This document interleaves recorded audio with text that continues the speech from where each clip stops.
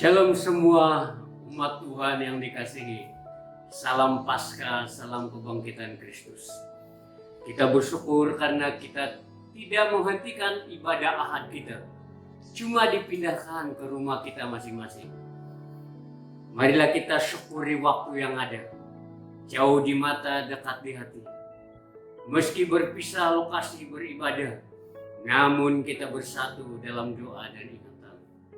Sempana Paskah dan hari kebangkitan Yesus ini, saya membawa kita belajar firman Tuhan dengan tema fokus kepada Yesus yang sudah bangkit. Mari kita membaca firman Tuhan dalam Lukas pasal 24 ayat 1 hingga 7. Lukas 24 ayat 1 sampai 7. Ayat 1, tetapi pagi-pagi benar pada hari pertama minggu itu, mereka pergi ke kubur membawa rempah-rempah yang telah disediakan mereka. Mereka mendapati batu sudah terguling dari kubur itu, dan setelah masuk mereka tidak menemukan mayat Tuhan Yesus. Sementara mereka berdiri termangu-mangu karena hal itu, tiba-tiba ada dua orang berdiri dekat mereka memakai pakaian yang berkilau-kilauan. Mereka sangat ketakutan dan menundukkan kepala, tetapi kedua orang itu berkata kepada mereka, "Mengapa kamu mencari Dia yang hidup di antara orang mati? Ia tidak ada di sini, Ia telah bangkit.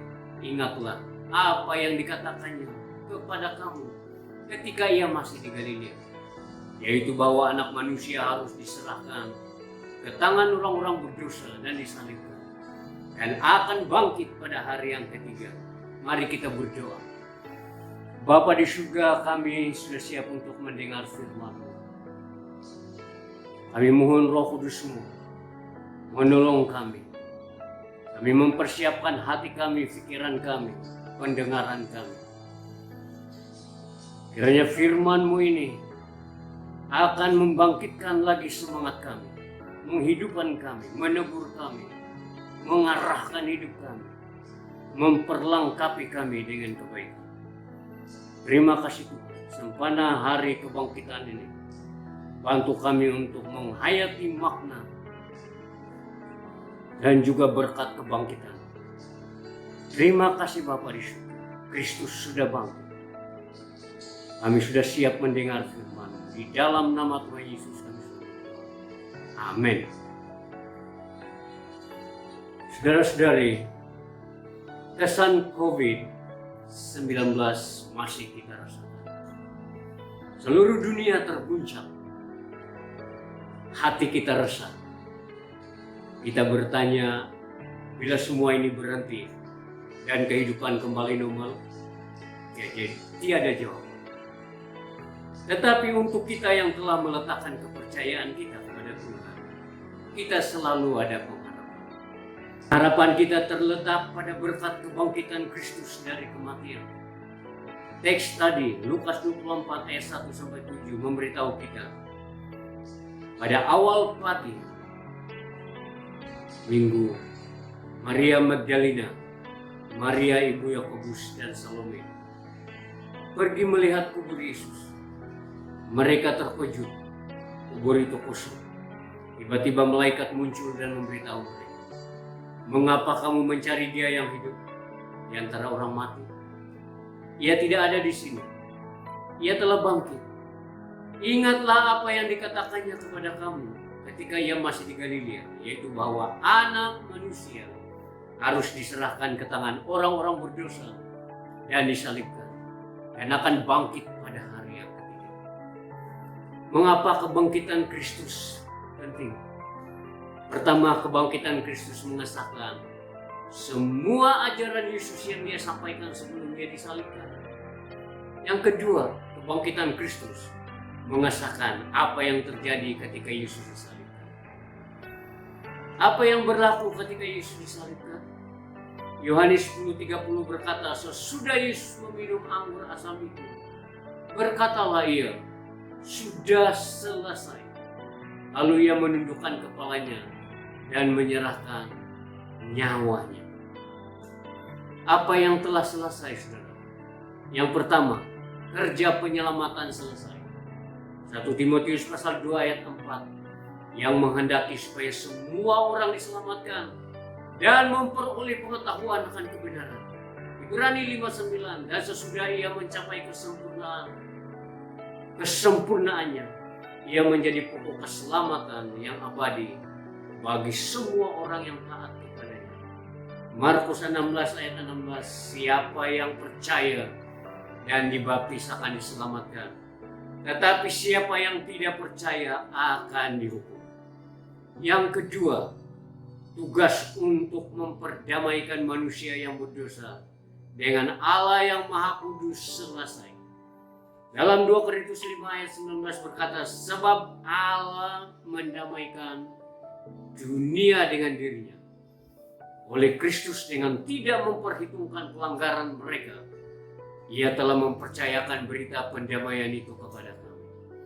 Kolose 1:20 berkata, dan oleh dialah ia memperdamaikan segala sesuatu dengan dirinya, baik yang ada di bumi maupun yang ada di surga, sesudah ia mengadakan pendamaian oleh darah salib Kristus. Yang ketiga, laluan untuk kita akses langsung kepada Bapa Surgawi selesai. Dalam Lukas 23 ayat 44 dan 45, ketika itu hari sudah kira-kira jam 12, lalu kegelapan meliputi seluruh daerah itu sampai jam 3, sebab matahari tidak bersinar, dan tabir bait suci terbelah dua. Ibrani 9:24 berkata, sebab Kristus bukan masuk ke dalam tempat kudus buatan tangan manusia, yang hanya merupakan gambaran saja dari sebenarnya, tetapi ke dalam surga sendiri, untuk menghadap hadirat Allah guna kepentingan kita. Ibrani 10:19 berkata, jadi saudara-saudara, oleh darah Yesus kita sekarang penuh keberanian dapat masuk ke dalam tempat kudus.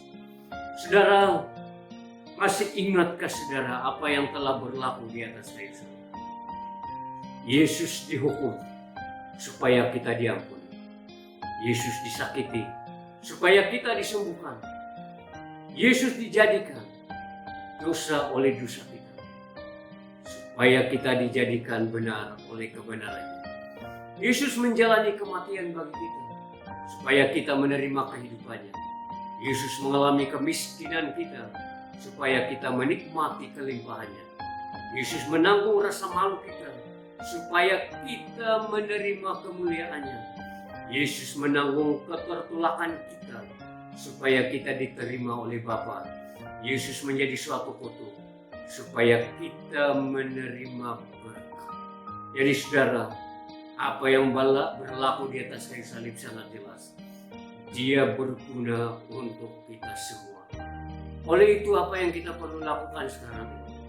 Ibrani 12 ayat 1-2 berkata, karena kita mempunyai banyak saksi, bagaikan awan yang mengelilingi kita, marilah kita menanggalkan semua beban dan dosa yang begitu merintangi kita, dan berlomba dengan tekun dalam perlombaan yang diwajibkan bagi kita. Ayat 2, marilah kita melakukannya dengan mata yang tertuju kepada Yesus, yang memimpin kita dalam iman, dan yang membawa iman kita itu kepada kesempurnaan, yang dengan mengabaikan kehinaan tekun memikul salib ganti sukacita yang disediakan bagi Dia, yang sekarang duduk di sebelah kanan tahta Allah. Saudara-saudara, marilah kita fokuskan mata dan hati kita kepada Yesus yang sudah bangkit itu. Karena mata yang tertuju kepada Yesus membuat hati tenang dan sejahtera. Saya mau membawa kita memikirkan apa yang kita boleh lakukan berdasarkan satu perkataan ini, yaitu fokus. Yang pertama, F, pikirkan perkara di atas. Tidak kira apa yang berlaku di dalam dunia ini, apa yang kita dengar, apa yang menakutkan, apa yang membuat kita resah. Pikirkan perkara di atas. Mata yang tertuju kepada Yesus membuat hati tenang dan sejahtera. Yang kedua, O dari fokus ini, O, orang-orang di sekitar kita. Sementara kita memikirkan perkara di atas, Jangan lupa orang-orang di sekitar kita. Ambil masa untuk berdoa bagi mereka. Cari jalan untuk mendorong orang lain. Kita ada WhatsApp, kita ada Zoom, kita ada SMS, dan kita ada alat yang lain lagi. Teknologi sudah canggih. Memberi kita alat yang baik untuk digunakan untuk mendorong orang lain. Yang ketiga dari fokus ini, kekalkan kesaksian hidup yang terpuji. Sebagai orang percaya, kita perlu memelihara kesaksian hidup kita. 1 Korintus 9 ayat 27 berkata, tetapi aku melatih tubuhku dan menguasainya seluruhnya, supaya sesudah memberitakan Injil kepada orang lain, jangan aku sendiri ditolak. Yang keempat dari fokus ini, ucapkan syukur dalam segala hal. Mengucap syukurlah dalam segala hal, sebab itulah yang dikehendaki Allah di dalam Kristus Yesus bagi kamu. 1 Tesalonika pasal 5 ayat 18. Saudara, mengucap syukur mempengaruhi sikap kita setiap hari. Ada ungkapan dalam bahasa Inggris mengatakan, I believe in the single most significant decision I can make on a day-to-day basis is my choice of attitude. I'm convinced that life is 10% what happens to me and 90% of how I react to it. The attitude I choose keeps me going or cripples my progress. It alone fuels my fire or assault my hope. When my attitude arrives, there is no barrier to hide, no valley too deep, no dream too extreme, no challenge too great for me. Terjemahannya seperti ini. Saya percaya satu-satunya keputusan yang penting saya dapat ambil setiap hari ialah pilihan saya terhadap sikap saya. Saya sungguh yakin bahwa apa yang terjadi dalam hidup saya hanyalah 10%. Sedangkan 90% yang lain adalah tentang bagaimana saya bertindak balas terhadap apa yang berlaku dalam hidup saya. Sikap yang saya pilih itu akan membawa saya untuk terus berjuang ataupun melumpuhkan kemajuan saya. Sikap itu akan membakar semangat saya atau menganiaya harapan saya. Apabila sikap saya tepat, tidak ada halangan yang terlalu tinggi, tidak ada lembah yang terlalu dalam, tiada impian terlalu ekstrim, dan tiada cabaran yang terlalu besar bagiku. Jadi saudara-saudara, mengucap syukur itu tanda kita bersandar dan percaya akan kedaulatan Allah. Kita percaya bahwa Allah mengawal segala-galanya. God is in control of everything. Yang terakhir dari fokus ini, S, setia sampai akhir. Sesudah itu, kita yang hidup, yang masih tinggal, akan diangkat bersama-sama dengan mereka dalam awan menyusul Tuhan yang kasar. Demikianlah kita akan selama-lamanya bersama-sama dengan Tuhan. Karena itu hiburkanlah seorang akan yang lain dengan perkataan ini. 1 Tesalonika pasal 4 ayat 17 hingga 18. Saudara, pada kebangkitan ini, izinkan saya menyampaikan sebuah puisi yang bertajuk Kebangkitan Kristus. Mentari tersenyum cerah melihat kebangkitanmu. Langit berdandan cantik menyambut kebangkitanmu. Burung-burung pun menari-nari menyusul kebangkitanmu. Bunga-bunga menghias diri karena kebangkitanmu. Betapa dunia gegap gempita menyaksikan kebangkitanmu. Kau telah bangkit mengalahkan maut. Kekuatan tentera pun menjadi kecut. Kuasa gelap terbirit-birit karena takut. Para imam pun tak berani lagi menghasut. Sungguh kemenangan telah nyata. Kebangkitanmu membuka pintu surga, menghancurkan kekuatan dunia, memberi harapan bagi yang percaya. Terima kasih Tuhan. Kau telah memberi harapan baru bagi anak-anak-Mu yang setia menanti.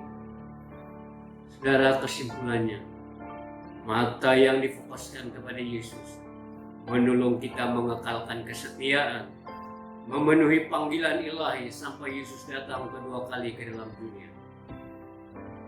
Hidup hanya sekali, itu pun segera berlalu.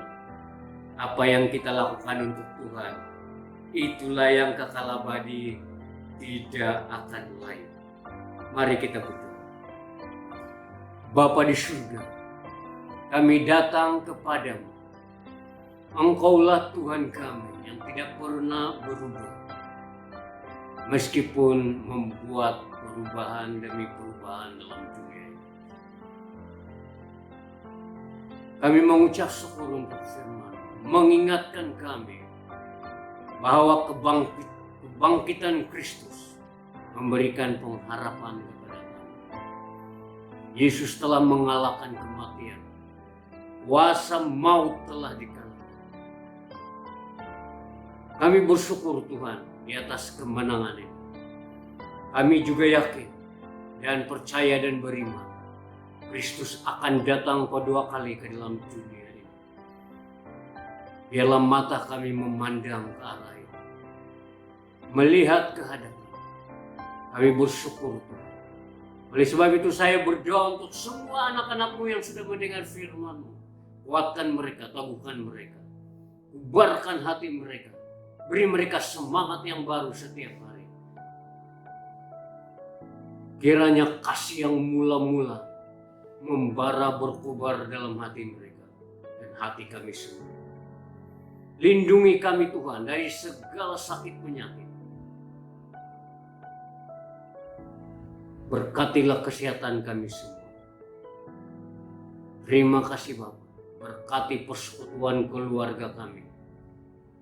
Khasnya pada sekarang ini. Terima kasih Tuhan. Terpujilah. Di dalam nama Tuhan Yesus kami sudah berdoa. Dan semua yang percaya berkata, amin. Terima kasih saudara-saudara. Jumpa lagi.